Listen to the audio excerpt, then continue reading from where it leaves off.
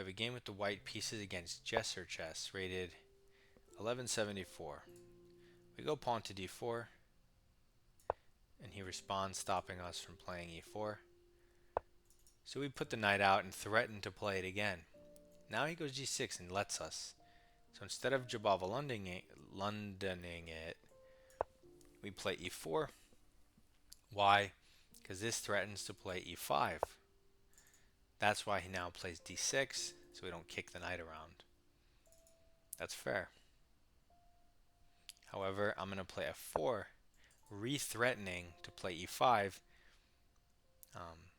but not right now, because if he takes and I take, he can jump his knight into this central square. So he stops me. He plays e5 himself. Does this work, though? Isn't this premature? If we take with the f pawn, he's most likely going to take back. But then you can push and gain space or win a pawn and lose castling rights. Or if you take with the d pawn first, then if he takes back, you're the one who gets to take his queen. That's way better than taking with the f pawn. Normally you take with the f pawn first because you want these two central pawns.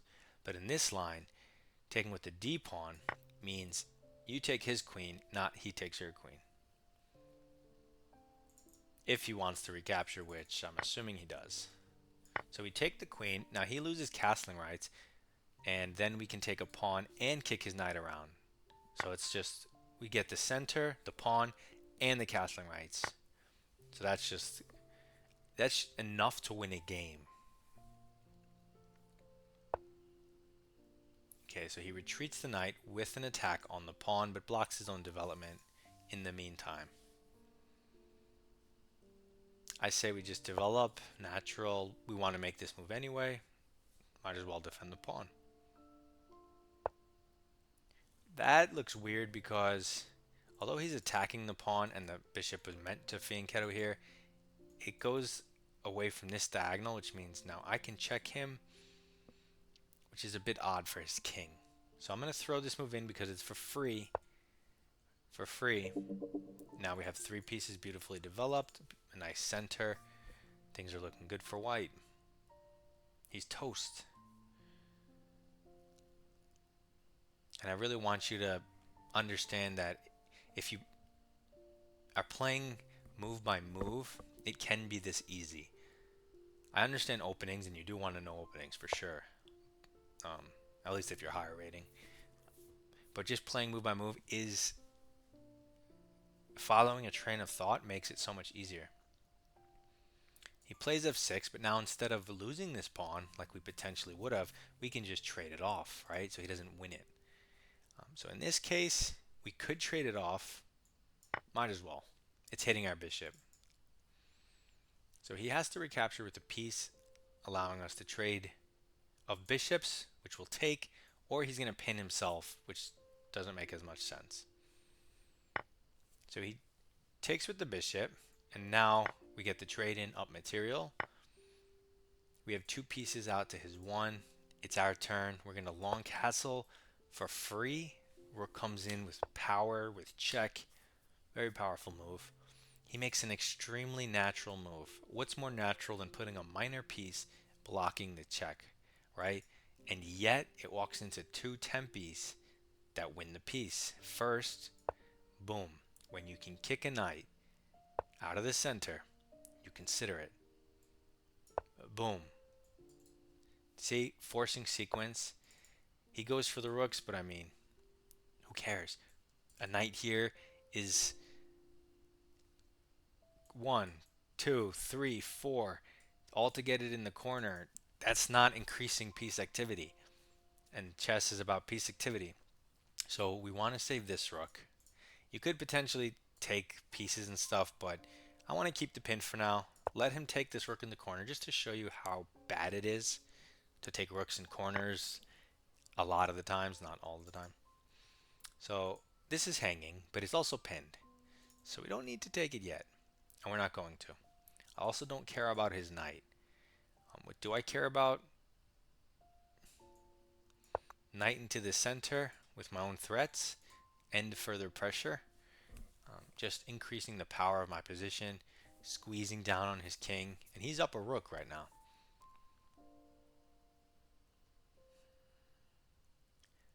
But I feel totally awesome, and he probably does not. So when I say I mean my position. So my position feels powerful. My position feels strong. Um, he doesn't have good moves. Adding a third attacker is troublesome because if you try to get out of the pins, I just take with the pawn. Even here, I mean, I can take with the pawn. I'm still hitting stuff. Um, there's this weird check, almost checkmate, but he can go here. A bit odd. Not sure what that does. This would be checkmate if not for the b pawn.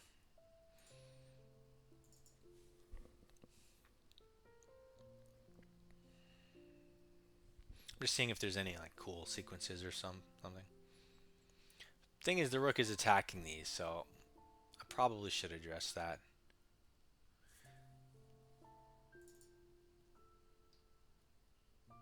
If I take the knight, he will most likely take my knight.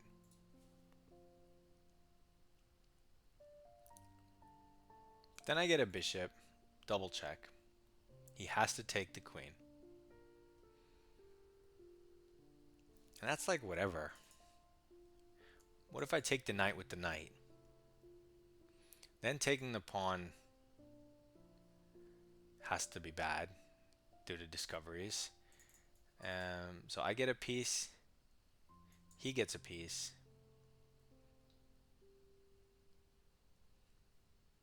I can get a piece with check. He has to move the king. I mean, that's some good pressure, and his rook is stuck in the corner. Maybe go for that one. Do I have any other moves?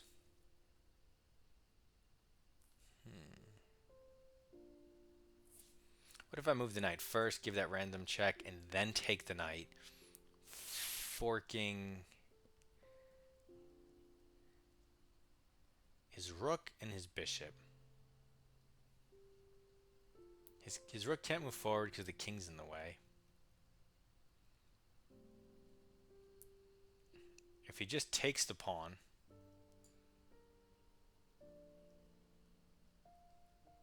yeah, if he just takes the pawn. If we just defend the pawn, I feel like there should be something here, but if we just defend the pawn, the knight's still pinned. If he just tries to evacuate, we need a killer blow. Do we have a killer blow?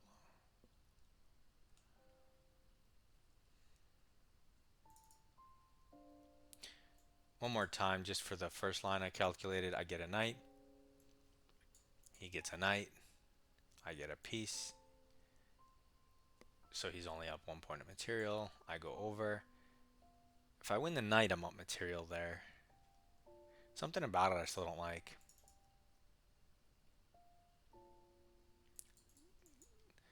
I'm just going to take the piece this way.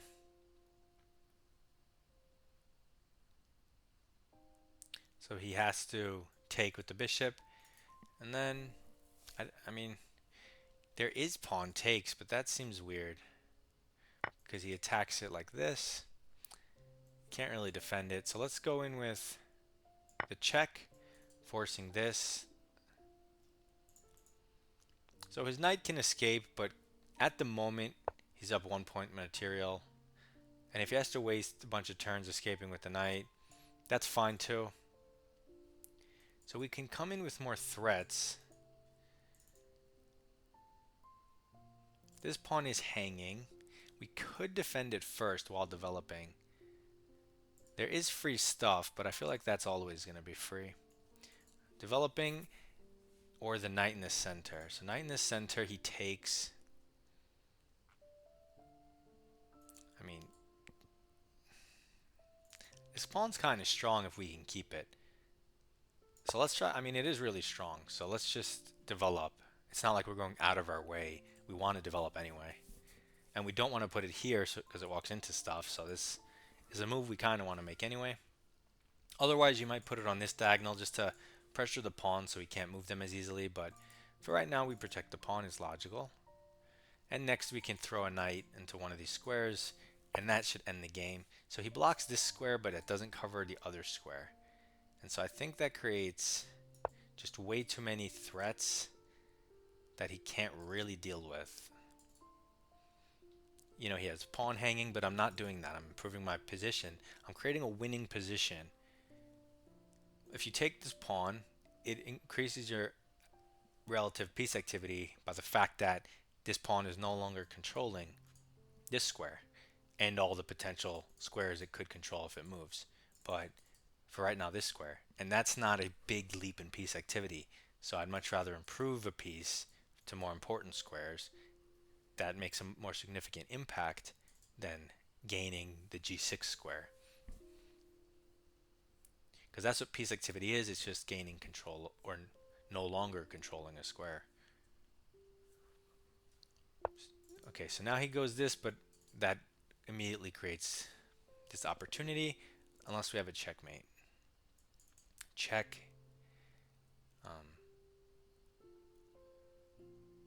No, we don't. So let's throw this in. He has to go here. We could take the rook, but I don't want to.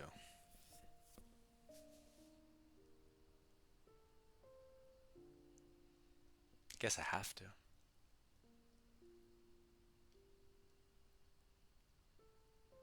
Do I though?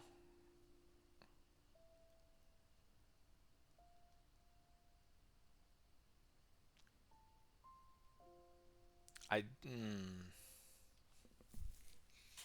really don't want to though.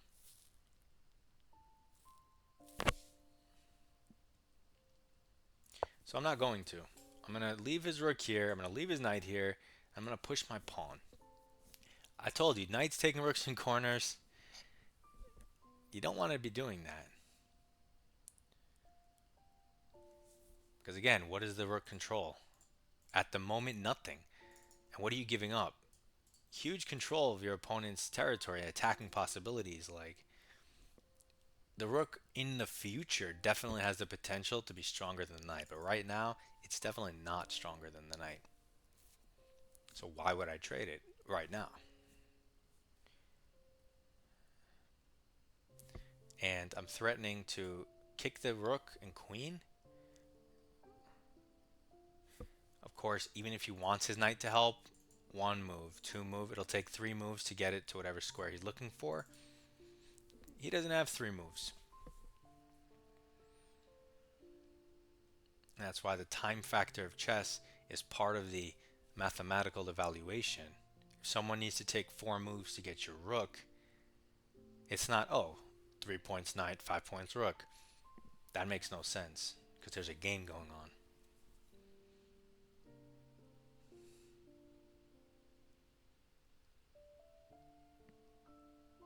It's like the stock market. It's constant fluctuation of evaluation.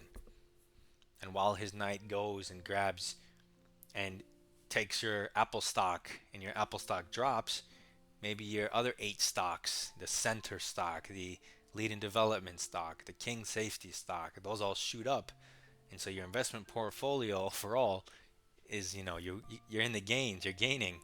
You don't care about the Apple stock that they're your rook in the corner. So it's not so simple. And it is pretty simple at the same time. And now he's stuck. He has no idea what to do. I'm not even going to go here. Or am I? No, because check. He hides his king.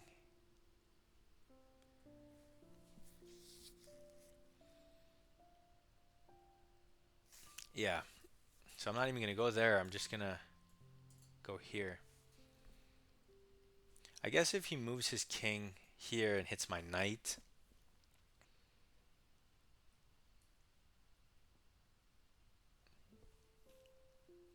Then I'll take his rook. Then I'll take his rook.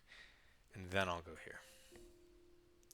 And you can see his lonely Knight in the corner all by itself.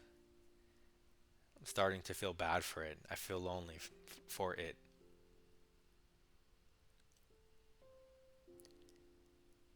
Okay, what's this guy doing though?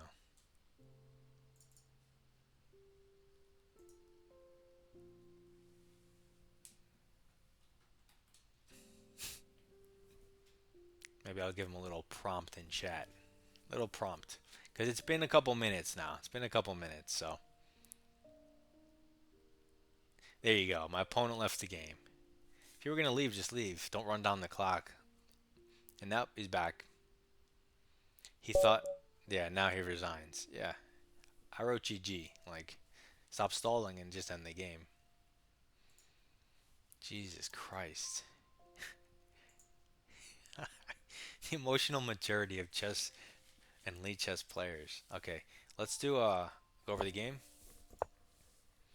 We got d4, knight of 6, nothing crazy. Um, we develop a knight towards the center, threatening e4, and then we play it, controlling the center and developing. We play a move that again is extremely center focused, um, even more so than development. It's really to play against his idea of e5, but he plays it anyway, and it's just too early. Like black has to develop and prepare for this pawn push. It's not so easy to just push like this. If you already played g6, you've already wasted time.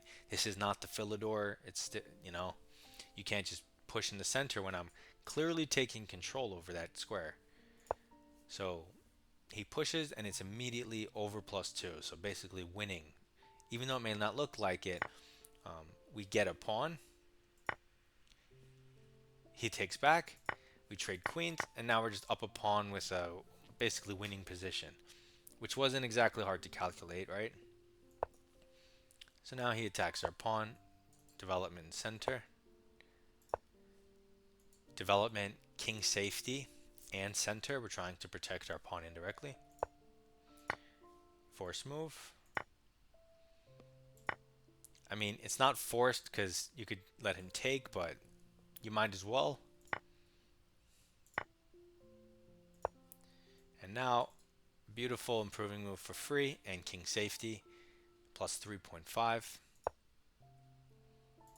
And then we throw in this forced sequence of moves, center and anti-development, center and winning a piece. He goes here to prove a point. I hang my rook in the corner. There were other lines, like I mentioned, you could go down, but I didn't really want to calculate them. So he takes, and it's still +3.5. We improve a piece for free because look at the threats. So he moves his rook out of the way. We take up free stuff. He takes, we take free stuff. It's +5. So right now on his screen, it's going to show +1 at the material thing. So he's in his head, he's like, oh, I'm up material, but it's +5. That's how dominating it is for white. This rook basically on a8 does not exist. The only way to develop it would be to go a5 and rook a6, which might be some of black's best ideas, because otherwise you're just down an entire rook, as well as this knight, which is effectively out of the game. I mean, that's obvious. So, and we're converging. If we're accurate with these pieces, he's just toast. So we just develop towards the center, and then we develop with threats around the king. Okay, they gave this one move a mistake.